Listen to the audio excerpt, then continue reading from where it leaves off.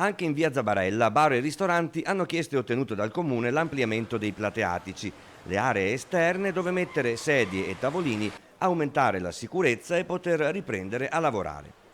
Il comune in via Zabarella ha perfino allungato di circa 50 metri la zona pedonale per questo scopo, da via San Biagio all'incrocio con via Cesare Battisti, e dato l'ok ai tavoli sotto i portici e sulla ciclabile. Ma a uno di questi esercizi la soprintendenza ha detto no. Per il decoro della strada, per il cammino del santo, per varie problematiche che 50 metri più avanti o 50 metri dall'altra parte non esistono, perché da anni che hanno i tavolini.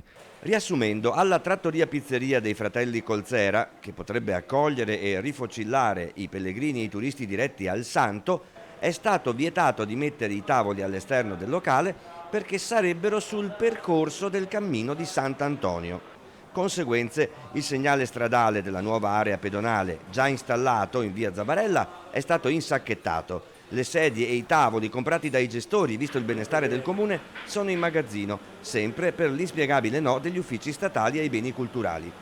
Sbalorditi i Colzera, i quali fanno notare come da 41 anni, con la loro attività, hanno rivitalizzato una delle zone che di sera è tra le più pericolose del centro storico. Con la bella stagione e i 30 coperti all'esterno, speravano in un po' di ossigeno. Noi siamo ancora sotto l'80% del fatturato, continuiamo con l'80% di fatturato in meno